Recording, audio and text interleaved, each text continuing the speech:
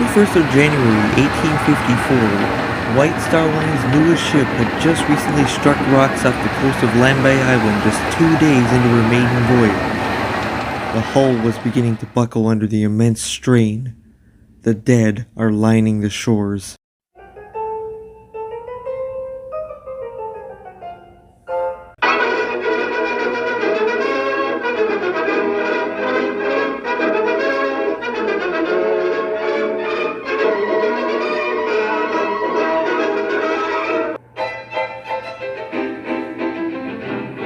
The White Star Line was founded in 1845 by Henry Wilson and John Pilkington. Hang on, pause this picture. Please note, I'll go into what detail I can about the early history of the White Star Line in a different video. Resume the picture. On the 24th of May, 1852, Pilkington and Wilson announced that they're going to commence a service from Liverpool to Australia via the Liverpool White Star Line of Australian packets. They put a bunch of ships on this route and started transporting immigrants, goods, and supplies. The main goal was to capitalize on this new route. In April of 1853, in a wharf of the Banquet Foundry in Warrington, the keel for what would soon be the RMS Tayleur, named after Charles Taylor, was laid down. This ship was designed by William Rennie of Liverpool, owned by Charles Moore and Company, and chartered by the White Star Line. She would become a 3-masted, iron-hulled clipper ship. She was 70.104 meters or 230 feet long, her beam was 12 meters or 40 feet, her loaded draft was 6.4 meters or 21 feet, and her depth of hold was 8.5 meters or 28 feet. On the 4th of October, just 6 months after her keel was laid, Tayleur was launched into the Mersey. This was quite a momentous occasion given she was the largest vessel built by Banquet. A snippet from a newspaper published the day after states the following. The launch of the new iron first-class sailing vessel built by the Banquet Foundry Company on the right bank of the Mersey at Warrington took place yesterday. We have before given a brief description of her build. Her proportions are 2,500 tons new measurement, length of her keel and forerake 225 feet, rake of the stern post 5 feet, beam 39 feet, depth of hold, measurement from underside of the deck to the top of the flooring 28 feet, shear 2 feet 6 inches. She has 3 decks with a saloon on the upper deck and cabins and berths for captain and principal officers. She is exceedingly strong build, being double riveted throughout and being divided into 5 watertight compartments. The total quantity of iron in her is estimated at 780 tons. She is the property of Messrs. Charles Moore and Company of Liverpool and is to make her first trip to Australia. Her commander is Captain Noble, and she will be capable of accommodating 680 passengers, besides taking a heavy cargo. She has at her head a fine full-length figure of Mr. Charles Taylor of the firm who have built her, and after whom she is named. The River Mersey at Warrington is but narrow, being 36 miles above Liverpool following the course of the stream. And the experiment of launching such a large vessel was one which, of course, excited much anxiety on the part of the builders and all concerned. Mr. Charles Heathcote, manager of the Banquet Foundry, had the direction of the launch, being deprived of the assistance of Captain Noble owing to an accident which befell that gentleman on the preceding evening. We regret to state that Captain Noble fell from the forecastle on Monday evening upon the deck, a depth of 12 feet, and was severely stunned and hurt.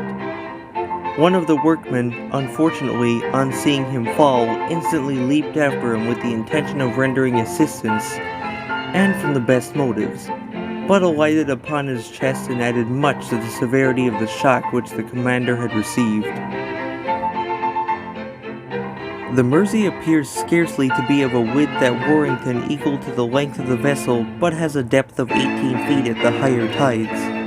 and the vessel being built at a bend of the river, the design was to run her up the stream rather than across.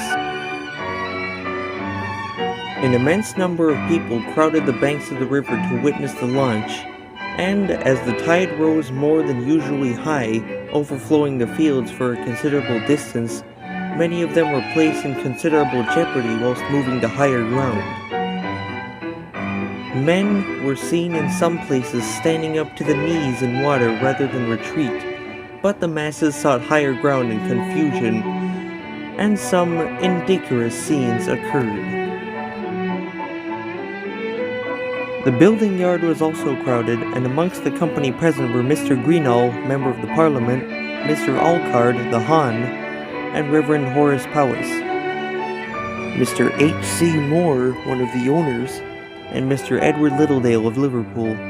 Miss Patten, daughter of Mr. J. Wilson Patten, Member of the Parliament for North Lancashire, named the vessel as it went off the slips in the usual form.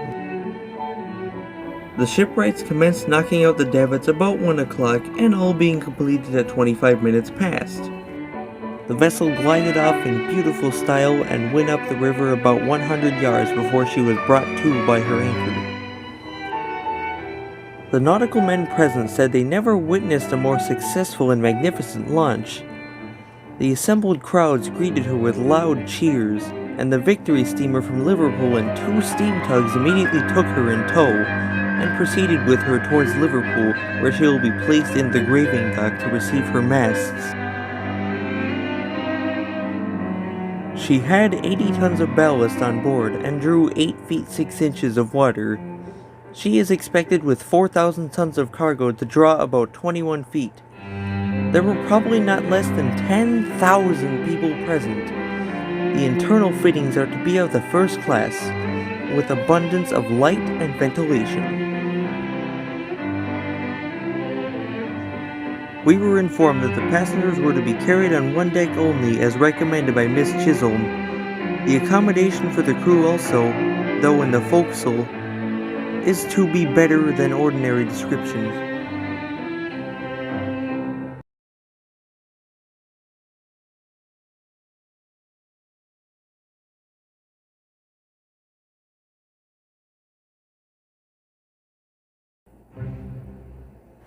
An excerpt from an issue of the Liverpool Standard and General Commercial Advertiser, published on the 1st of November 1853, states, "It is now an acknowledged fact that vessels employed in the emigration trade between Liverpool and Australia very far excel those of other ports in their construction, sailing qualities, and beauty of model. The most rapid passages under canvas have hitherto been made by Liverpool ships. We owe this to the great liberality displayed to our ship owners in the internal arrangements for passengers, to the attention which is paid to ventilation, to the excellent quality of food provided for the voyage, and the superiority of the captains and officers in the service. No hint which experience has suggested has been allowed to be thrown away, and every fresh ship built and laid on for the voyage presents to us some new feature conducive to the improved comfort and health of passengers. This laudable conduct on the part of our emigration houses has been impressed upon us by an inspection of the new iron ship Tayleur, recently launched from the yard of the Banquet Foundry Company at Warrington, and which is now being fitted up in the Wellington dock as one of Messrs. Pilkington and Wilson's White Star Line for Australia. The Tayleur is one of the largest merchant vessels ever built in this country, being 2,500 tons new measurement, with a capacity for carrying 4,200 tons of cargo on a draft of 21 feet of water. Although a 3-decker, having a spar deck, she is only intended to carry passengers on one, the main deck, which is 230 feet long by 40 feet in width. These large dimensions enable the owners to afford passengers much more than the ordinary space. 30 feet is about the common width of ships, and the 10 feet additional possessed by the Tayleur allows the space along the middle of the deck, between the 2 rows of berths, to be wider, and the passengers' rooms to be considerably larger than usual. The number of passengers which she is capable of carrying, according to her tonnage and deck room, is 680. She is, however, only to carry 500. who will thus have given up to them the space which would have accommodated 180 more passengers. She is, as may be conceived from her size, very lofty, and is well lighted and ventilated. Side lights have been made about 8 feet apart along her whole length, thus opening into every room. A ventilating shaft through her foretop gallant deck and 4 portholes in her stern afford a constant current of air through the ship. And she has besides 7 covered hatchways with windows to open and close, thus admitting light and air from the deck above. There is every facility afforded for classifying the passengers. The crew will be entirely separated, their berths being under the foretop gallant deck. The Tayleur is divided into 5 compartments, which will be separated by bulkheads. Between the foremast and mainmast is the second cabin, which will accommodate about 60 in rooms of 4 and 6 berths each, in a very superior manner. In the center of the ship, about 140 first class will be accommodated in rooms of the same size. The intermediate forward and intermediate aft will accommodate 188 in rooms of 2 and 4 berths each. And a few steerage passengers will be carried in the space from a little after the foremast to the bows of the ship. There is a separate access from the deck to all these compartments. In the fittings up of the rooms, adornment has not been spared, which will aid in imparting a cheerful aspect of the ship. The accommodation on the spar deck above, which will, doubtless, be the chief resort of the passengers in fine weather, is unusually great, affording an almost uninterrupted promenade of nearly 230 feet in length. It is fitted with a saloon aft, which will contain the captain and chief officer with a limited number of first cabin passengers. The cooking galley is on the deck, forward, and is capable of providing for the physical wants of 1,000 persons if required. As a whole, the Tayleur is one of the finest vessels ever launched, and, since her arrival in this port, has elicited the warm admiration of nautical connoisseurs. She possesses great power of carrying sail, combined with sharpness both fore and aft.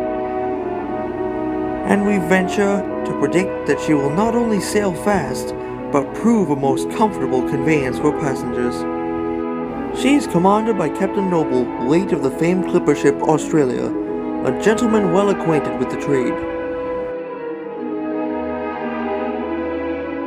On the 7th of November, whilst the Tayleur was being fitted out in the Wellington dock, she was advertised to set the sail on the 20th of November? That's a mere month and a half after her launch!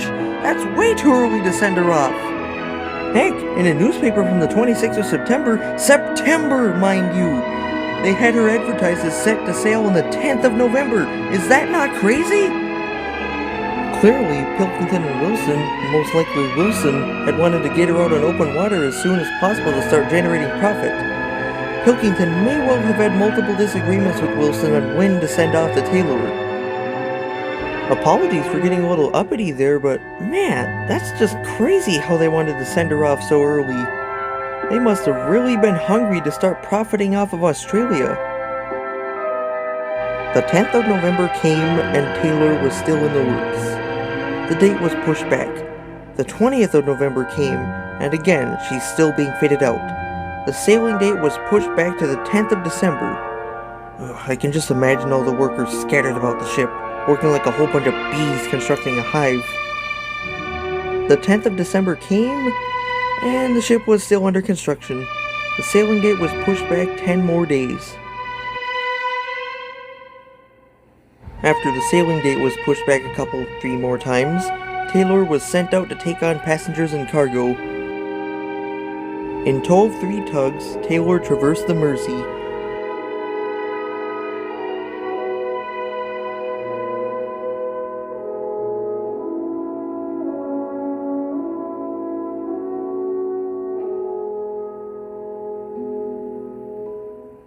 Pulling into and being moored at Liverpool at or around the 16th of January. It was either the 16th or the 17th, sources vary. And just to put this out there, she hadn't been tried at all. Just completed and put out there. They hadn't even been given time to balance her masts or work in her lines. So they were all new and stiff still. The rudder, though maybe thought to have been ideal, was too small given her tonnage. And the compasses, maybe given their proximity to the iron hull of the ship, got confused. For example, one compass could be pointing north, another east, and another southeast.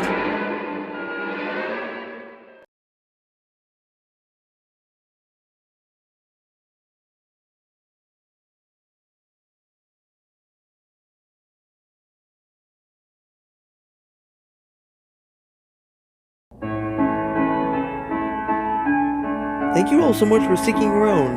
This has been part 1 of the Tayleur video.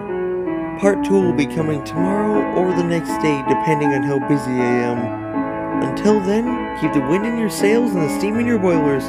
Cheers! Stay tuned!